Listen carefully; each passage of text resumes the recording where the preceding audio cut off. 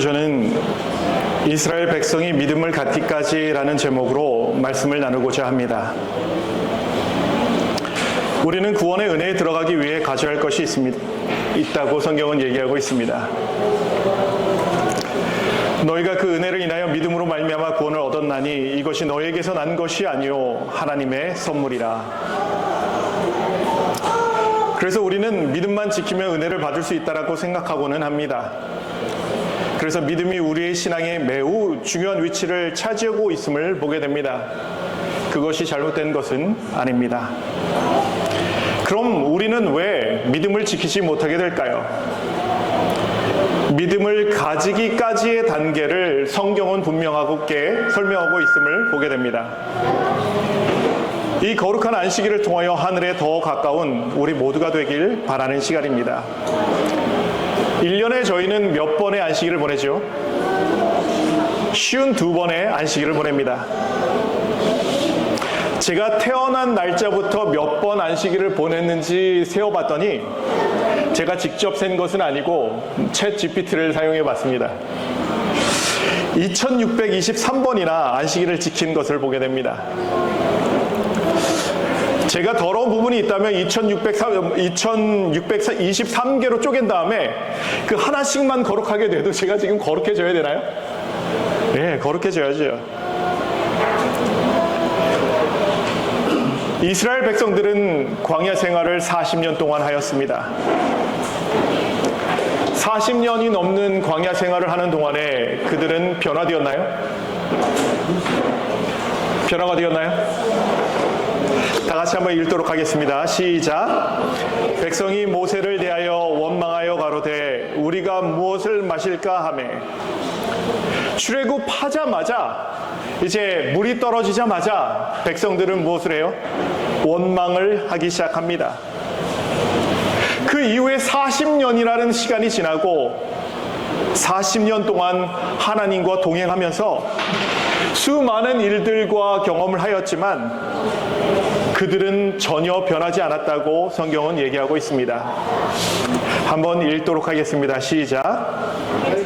물이 없으므로 모여서 모세와 아론을 공박하니라. 그들은 40년간 광야에서 이끄시면서 그들을 따르는 반석으로부터 이들은 계속해서 물을 공급받았지만 어느 순간 물이 다시금 없게 되자마자 그들은 다시금 모세와 아론을 원망하는 것을 보게 됩니다. 다시 얘기해서 우리가 아무리 교회를 다닌다라고 얘기해도 하나님의 성전에서 하나님의 말씀을 듣는다고 해도 이것이 우리로 하여금 믿음을 가지게 하지는 못한다라는 얘기입니다. 우리는 성화가 되어야 하늘에 간다라고 얘기를 합니다. 죄를 선택하지 않고 화를 참으면 그것이 곧 우리의 성품이 된다라고 얘기하기도 합니다. 만약 우리가 속으로는 막 열불이 터지는데 잘 참는 것이 성화라면 예수님께서는 굳이 바리새인들을 꾸중하지 않으셨을 것입니다. 예수님은 분명히 바리새인들에게 이렇게 얘기하시죠. 화 있을진저 외식하는 서기관들과 바리새인들이여 회칠한 무덤 같으니 겉으로는 아름답게 보이나 그 안에는 죽은 사람의 뼈와 모든 더러운 것이 가득하도다. 아니 그래도 좀 더 참고 좀 더 나누리하고 좀 더 거룩하게 살려고 애쓰고 하나님의 법을 지키려고 애쓴다면 우리는 좀 더 좋아지지 않을까요? 그런데 이것이 바리새인들의 삶이었고 예수님께서는 그들이 스스로 거룩하려고 노력했던 그 모든 수고가 너희를 회칠한 무덤을 만들었다라고 얘기하고 있는 것입니다. 이스라엘 사람들은 40년 동안 예수님과 하나님과 동행하면서 정말 변화하지 못했을까요? 40년이 지나고 나서 모세는 이렇게 얘기를 하는 것을 보게 됩니다. 다 같이 한번 읽어보겠습니다. 시작. 보라, 너희는 너희의 열조를 대대하여 일어난 죄인의 종류로서 이스라엘을 향하신 여호와의 노를 더욱 심하게 하는도다. 그들이 나빠졌으면 더 나빠졌지 전혀 좋아지지 않았다는 거예요. 40년 동안 예수님을 따르고 하나님을 따르는 삶을 살았어도 그들이 좋아졌다고요? 안 좋아졌다고요? 전혀 좋아지지 않았다라고 얘기하는 것입니다. 저는 이 말씀을 보면서 참 마음이 오랫동안 속상함을 경험하게 되었습니다. 이들은 이제 가나안에 들어가기를 코앞에 두고도 전혀 변화하지 못하는 삶을 살고 있었던 것입니다. 심지어 이런 일들도 벌였다고 성경은 얘기하고 있습니다. 한번 읽어볼까요? 시작. Let's read it. 이스라엘이 시팀에 머물러 있더니 그 백성이 모압 여자들과 음행하기를 시작하니라. 그 여자들이 그 신들에게 제사할 때에 백성을 청함에 백성이 먹고 그들의 신들에게 절함으로 이스라엘이 바알보올에게 부속된지라. 여호와께서 이스라엘에게 진노하시니라. 아니, 최소한 그 윗세대들은 이런 짓은 하지 않았어요. 그렇지 않나요? 다시 얘기해서 그들의 약속된 그 본향이 코앞에 있는데 이들은 하나님께 전혀 순종하지 않고 있었다라는 것입니다. 그럼 그 윗세대 사람들은 왜 광야에서 죽었어야만 하나요? 하나님께서는 이렇게 얘기하심을 보게 됩니다. 여호와께서 모세와 아론에게 이르시되 너희가 나를 믿지 아니하고 이스라엘 자손의 목전에 나의 거룩함을 나타내지 아니한 고로 너희는 이 총회를 내가 그들에게 준 땅으로 인도하여 드리지 못하리라 하시니라. 아론과 모세도 믿지 아니하였다라고 얘기합니다. 믿음이 없어서 아론과 모세도 그 땅에 들어가지 못한다라고 얘기하는 것입니다. 이 얘기를 후반부에서는 이렇게 얘기하시더라고요. 나를 온전히 순종치 아니하였음이니. 믿음이 없을 때 뭐라고요? 나를 온전히 순종치 못했다라고 얘기를 합니다. 다시 얘기해서 그들의 선조, 그들의 아버지 세대가 가나안 땅에 들어가지 못한 이유는 단 한 가지예요. 그들이 무엇이 없었어요? 믿음이 없었어요. 이 말씀을 바울은 한 절에 끝내버립니다. 바울은 어떻게 얘기했는지 한번 읽어보도록 할게요. 한번 읽게요. 시작. 또 하나님이 누구에게 맹세하사 그의 안식에 들어오지 못하리라 하셨느뇨? 곧 순종치 아니하던 자에게가 아니냐? 이로 보건대 저희가 믿지 아니함으로 능히 들어가지 못한 것이라. 그들이 이스라엘 민족이 가나안 땅에 들어가지 못한 이유는 뭐라고요? 믿음이 없어서. 그럼 여러분 한번 생각해 보셔야 합니다. 그들의 선조들은 40년 동안 믿음이 없었기 때문에 광야에서 죽을 수밖에 없었어요. 그죠? 그런데 그 40년 이후의 세대들은 이들은 지금 믿음을 보이고 있나요? 아니면 믿음을 보이지 않고 있나요? 이들도 믿음을 보이지 않고 이방 여인들과 간음을 하고 똑같이 원망을 하며 심하게 하나님까지 원망하고 있는 것입니다. 아니, 전 세대들은 최소한 하나님께 대하여 원망하진 않았어요. 근데 이 사람들은 가나안 땅을 앞에 두고 이렇게 원망하였다라고 성경은 기록하고 있는 것입니다. 백성이 하나님과 모세를 향하여 원망하되 어찌하여 우리를 애굽에서 인도하여 올려서 광야에서 죽게 하는고 이곳에는 식물도 없고 물도 없도다. 우리 마음이 이 박한 식물을 싫어하노라 하매. 누굴 원망했다고요? 하나님과 모세를 이제 같이 원망하기 시작하는 것입니다. 여기서 얘기하는 이 박한 식물은 하나님께서 그들에게 매일 허락하신 만나를 의미합니다. 이 만나는 그들에게 매일 주셨던 하나님의 은혜를 의미하기도 합니다. 쉽게 얘기해서 이 사람들은 이제 하나님의 은혜도 필요 없다라고 얘기하는 거예요. 여러분, 이 이스라엘 백성들이 좋아졌나요? 나빠졌나요? 더 나빠졌어요. 그들이 더 나빠졌다라는 증거는 여러분들이 민수기를 펴보시면 바로 알 수 있어요. 그런데 한번 생각해 보세요. 우리는 가끔 우리를 광야에 가두시는 이유에 대해서 하나님을 더 신뢰하게 하고 순종하게 되며 성화되는 시간을 주시기 위함이라고 얘기하기도 해요. 근데 만약 이것이 하나님의 계획이었다면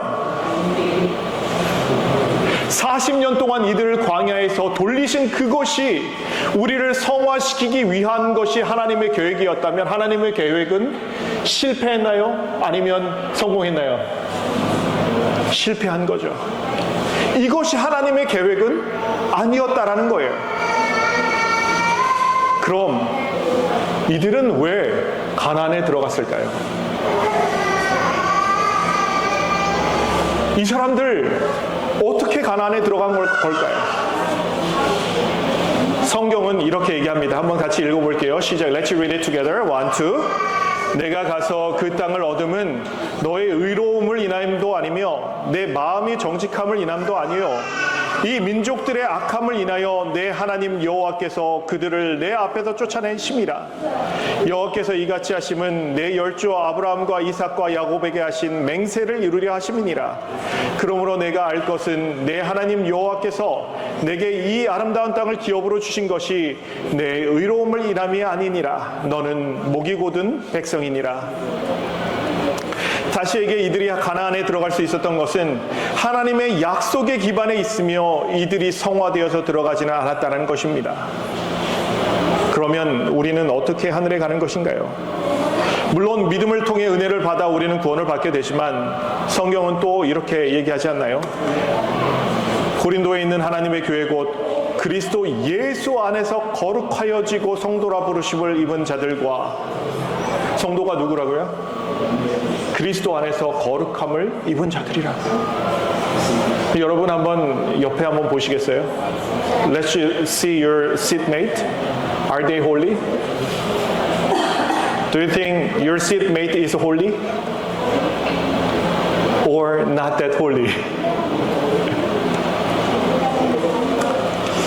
그런데 이 성도라는 단어와 이스라엘 백성들의 원망과 배도, 우상숭배와 음행은 너무도 거리가 있어 보이는 것입니다.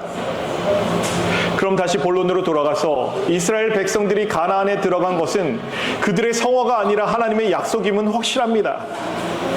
그들의 성화가 문제가 아니라면 처음 이스라엘 백성들과 나중 이스라엘 백성들이 똑같이 믿음도 없는 상황이라면 왜 나중 이스라엘 백성들은 가나안 땅에 들어갈 수 있었을까요?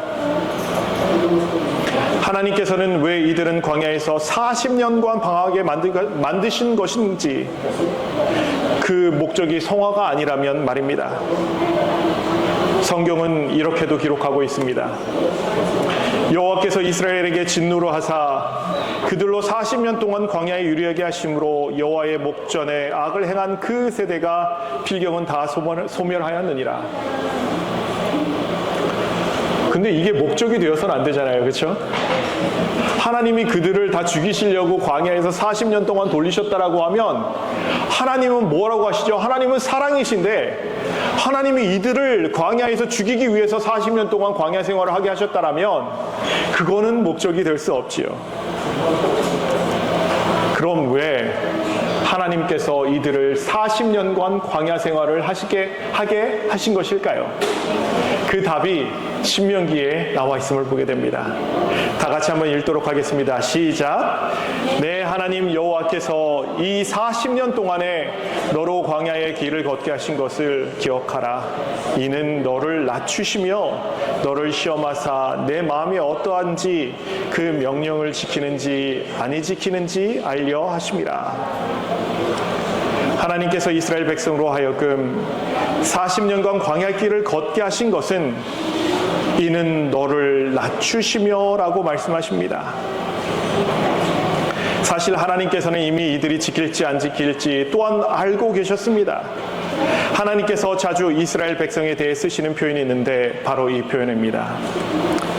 여호와께서 또 모세에게 이르시되 내가 이 백성을 보니 목이 곧은 백성이로다. 이 목이 곧은 백성, 절대로 겸손해지지 않는 백성, 목을 굽힐 줄 모르는 백성은 자신의 뜻을 굽히지 않는 자들이라는 말씀이고 하나님께서는 그 백성의 마음을 낮추시기 위하셨다라고 말씀하십니다. 다시 얘기해서 우리로 하여금 이 광야 같은 인생을 살게 하시는 이유, 그들로 40년간 광야를 걷게 하신 이유는 우리의 마음을 낮추시기 위해서라는 것입니다. 가나안에 들어가기 바로 전까지 불평하고 간음하고 자신들을 믿고 그들은 스스로 변하지 않는 악인이라는 것을 인정하고 내가 누구인지 깨달으며 그들의 심령이 가난해지고 그들이 그들 자신을 볼 수 있게끔 하나님은 그들을 광야에 40년간 두셨던 것입니다. 이들이 가나안에 들어가고 나서 그들의 마음이 다시금 높아지고 하나님은 하는 수 없이 그들의 포로로 끌려간 것을 미리 모세를 통해 말씀하십니다. 이 또한 왜 그들이 포로로 끌려갈 수밖에 없는지 이렇게 말씀하고 계시는 것을 보게 됩니다. 그들이 돌아올 수 있는 것, 그러나 내가 거기서 내 하나님 여호와를 구하게 되리니. 그들이 가나안에 있을 때는 구했을까요? 구하지 않았습니다. 그들의 마음은 교만해져서 더 이상 하나님을 찾지 않았어요. 그런데 어디서요? 포로 생활에서 마음을 다하고 성품을 다하여 그를 구하면 만나리라. 이 모든 일이 내게 임하여 환난을 당하다가 끝날에 내가 내 하나님 여호와께로 돌아와서 그 말씀을 청종하리니. 다시 얘기해서 하나님의 말씀을 청종하기 위해선 그들의 마음이 낮아져야 한다고 얘기하고 계시는 것입니다. 하나님과 동행하고자 하는 모든 사람들은 그들의 마음을 낮춰야만 한다 말씀하시는 것입니다. 왜냐하면 그들의 마음이 겸손해지지 않고서는 믿음을 가질 수 없기 때문입니다. 그들의 마음이 교만해서는 무엇을 가질 수 없다고요? 믿음을 가질 수 없다고요. 예수님께서는 그래서 이렇게 말씀하십니다. Let's read it together. 1, 2. 심령이 가난한 자는 복이 있나니 천국이 저희 것이며. 그들이 고기 까마 옆에서 충분한 빵을 먹으며 그들의 심령이 가난해질 수 있었을까요? 자신이 더 할 수 없는 스스로 좋아질 가망성이라고는 하나도 없는 죄인이라는 것을 스스로 인정하기 전에 그들이 겸손해질 수 있을까요? 그들의 심령이 가난해질 수 있을까요? 그들이 율법 앞에서 깨어져 보지 않고 율법을 범하는 자신을 바라보지 않고 겸손해질 수 있을까요? 그래서 어쩌면 이 말씀을 바울은 이렇게 기록한 것이 아닌가 싶습니다. 이같이 율법이 우리를 그리스도에게로 인도하는 몽학선생이 되어 우리로 하여금 믿음으로 말미암아 의롭다함을 얻게 하려 함이니라. 저는 이 말씀을 볼 때마다 제 자신에게 답이 없음을 보게 됩니다. 제가 율법을 지키려고 노력을 하는데 너무 많이 깨지니까 지켜야 되나라는 생각도 들게 되더라고요. 이스라엘 백성들이 율법을 지키려고 노력을 했을까요? 이들도 노력했을 것입니다.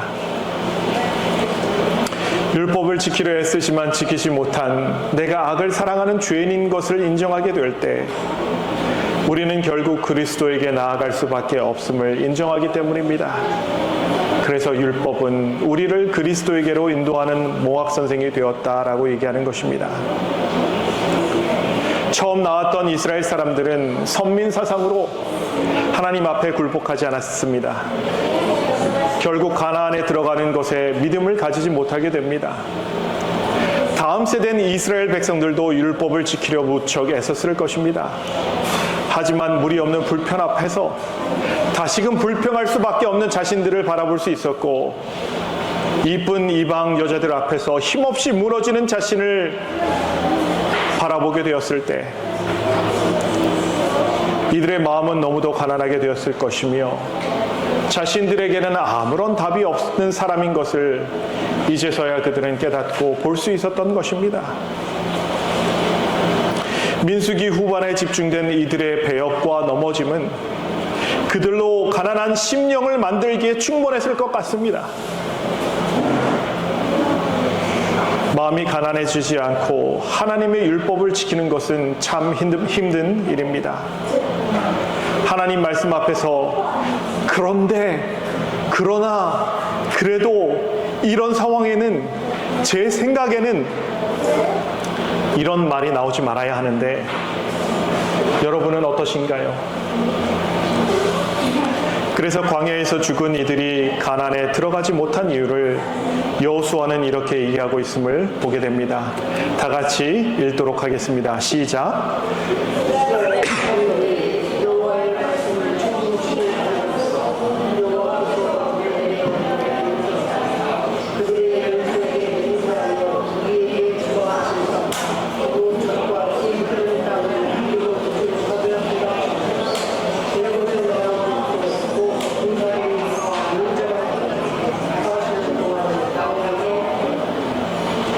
그들의 잘난 마음에 여호와의 말씀을 청종치 아니하였다라고 성경은 기록하고 있는 것입니다.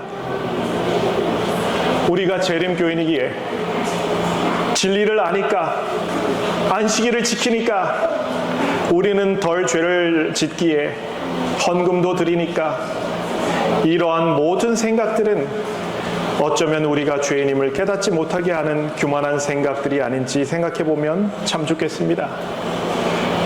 그래서 애굽에서 나온 이스라엘 백성들에게도 똑같이 하나님께서는 이렇게 말씀하시는 것을 보게 됩니다. 너희가 만일 돌이켜 여호와를 떠나면 여호와께서 또 이 백성을 광야에 버리시리니 그리하면 너희가 이 모든 백성을 멸망시키리라. 하나님께서는 똑같이 얘기하시는 거예요. 너희도 똑같으면 똑같이 버리겠다라고 얘기하시는 거예요. 이들이 가나안에 들어갈 수 있는 조건과 이들 선조가 들어가지 못했던 조건이 똑같다라는 것입니다. 우리가 믿음을 지킨다는 것은 심령이 가난해졌다라는 증거이며 우리에게 겸손한 마음이 자리 잡고 있다는 것입니다. 이들을 버리지 않으셨다는 것은 이들이 전 세대와는 다르게 믿음을 가지게 되었다는 것입니다.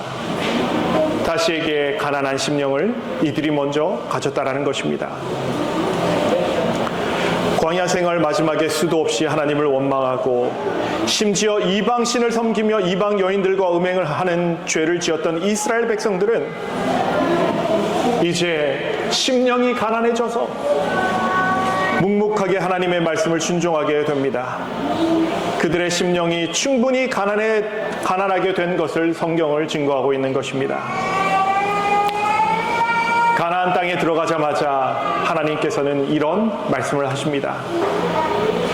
여호수아가 부싯돌로 칼을 만들어 할례산에서 이스라엘 자손들에게 할례를 행하니라. 전투가 바로 앞인데 그 누구도 할례를 하라는 하나님의 명령에 자신들의 생각을 얘기하지 않는 것입니다. 옛날 같으면 물만 떨어져도 컴플레인을 하는 게 이스라엘 사람들인데 이제 죄를 하도 많이 짓는 자신들을 바라보며 무엇이 가난해졌어요? 심령이 가난해졌어요. 할례를 받고 적이 쳐들어온다면 이스라엘이 전멸될 수 있는 상황임에도 이들은 묵묵하게 하나님의 말씀에 순종하고 있는 것을 볼 수 있는 것입니다. 이들의 심령은 믿음을 가질 수 있을 만큼 가난해졌고 이제는 그들의 생각이 얼마나 무모했는지 이미 경험하여 알고 있는 것입니다. 여리고성을 돌라는 명령과 함께 이런 명령을 또한 줍니다. 여호수아가 백성에게 명하여 가로되 너희는 외치지 말며 너희 음성을 들내지 말며 너 입에서 아무 말도 내지 말라. 그리하다가 내가 너에게 명하여 외치라 하는 날에 외칠지니라 하고 이 말대로 이스라엘 백성들은 7일 동안 음성을 내지 말라는 얘기대로 아무 컴플레인 없이 그 성을 돌기 시작합니다. 다시에게 그들의 마음이 가난해졌을 때 이들은 무엇을 가질 수 있었다고요? 믿음을 가질 수 있었다라고 성경은 얘기하는 것입니다. 이들이 마음이 높아져서 바벨론에 잡혀가고 바벨론에서 돌아오게 된 것도 성경은 이렇게 얘기합니다. 한번 읽어보도록 하겠습니다. 시작.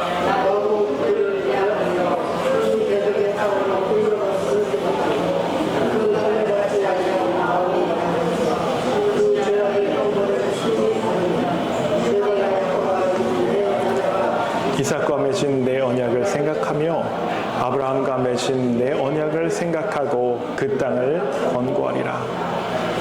그들이 포로가 되었을 때 그들의 심령이 가난해졌을까요? 그들의 선민 사상이 좀 망가졌을까요? 네. 이제 이들은 포로가 될 필요가 없는 것입니다. 심령이 가난해졌기 때문에 이제는 다시 그들의 땅으로 돌아올 수 있는 것입니다. 하나님께서는 그래서 믿음을 가진 자들에 대해 이렇게 말씀을 하십니다.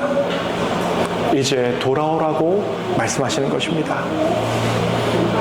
그런데 오늘날 우리에게 주시는 말씀은 이 말씀과 너무도 다른 것을 보게 됩니다. 같이 한번 읽도록 하겠습니다. 시작.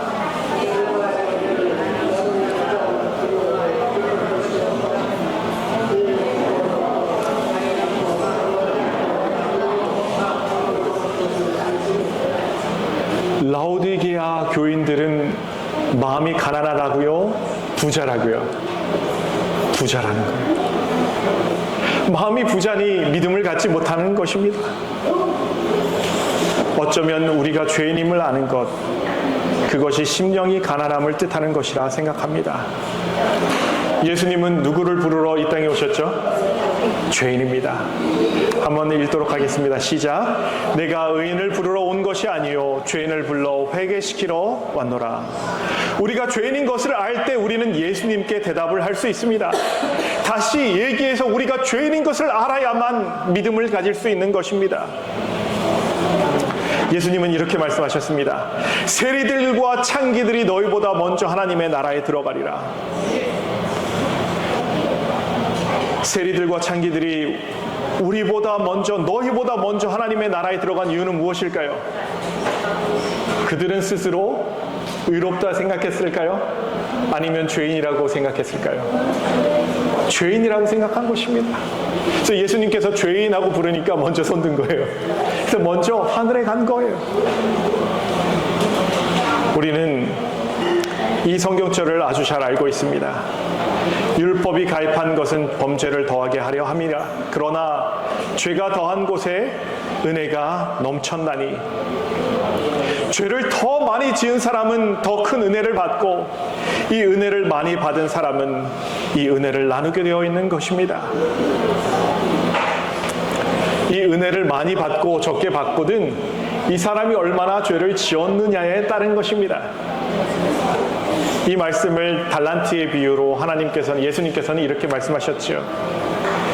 각각 그 재능대로 하나님에게는 금 5달란트를, 하나에게는 2달란트를, 하나에게는 1달란트를 주고 떠났더니, 이것은 달란트를 그냥 주신 것이 아닙니다. 마태복음 25장에서의 10처녀의 비유에서의 기름, 또 똑같은 장에서 달란트의 비유에서의 달란트는 모두 은혜를 뜻하기 때문입니다. 은혜가 더 필요한 사람에게는 더 큰 은혜를 주신 것입니다. 문제는 하나를 받은 종이었습니다.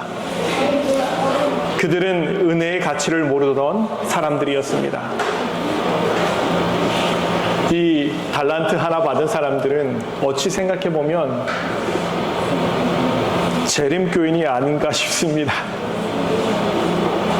용서가 많이 필요가 없으니 은혜를 많이 받을 필요도 없고,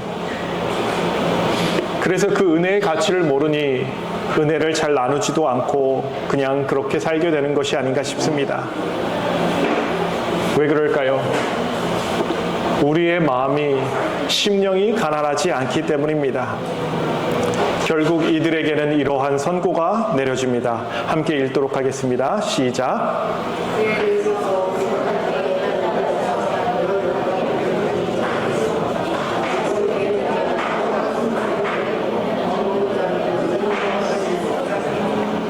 하나 있는 달란트를 굳이 뺏는 이유는 이게 재능이라면 뺏을 필요가 없어요.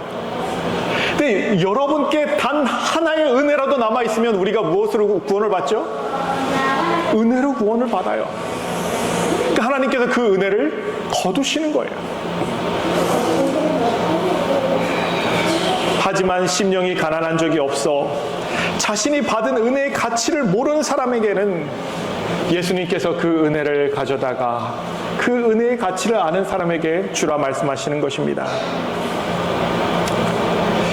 여러분의 심령은 충분히 가난하여 매일 그리스도의 의를 찾고 또 찾고 계신지 저는 잘 모르겠습니다. 우리는 구원의 공식을 잘 알고 있습니다. 하나님의 말씀을 듣고 그 말씀에 대해 믿음을 가지고 바른 믿음으로 듣고 지켜 행할 때 우리에게 은혜가 주어진다라는 공식 말입니다. 그런데 이것보다 가장 중요한 것, 우리가 그 믿음을 가지기 위해서는 심령이 가난해지지 않고는 믿음을 가질 수 없다. 성경은 얘기하고 있습니다. 그래서 예수님은 이렇게 말씀하십니다. 가난한 자에게 복음이 전파된다 하라. 이 말씀은 마태복음 11장 5절에 있는 말씀입니다. 심령이 가난함, 그것이 하나님께서 우리를 광야 같은 이 세상에 두신 것이라 말씀하고 계십니다. 말씀을 줄입니다.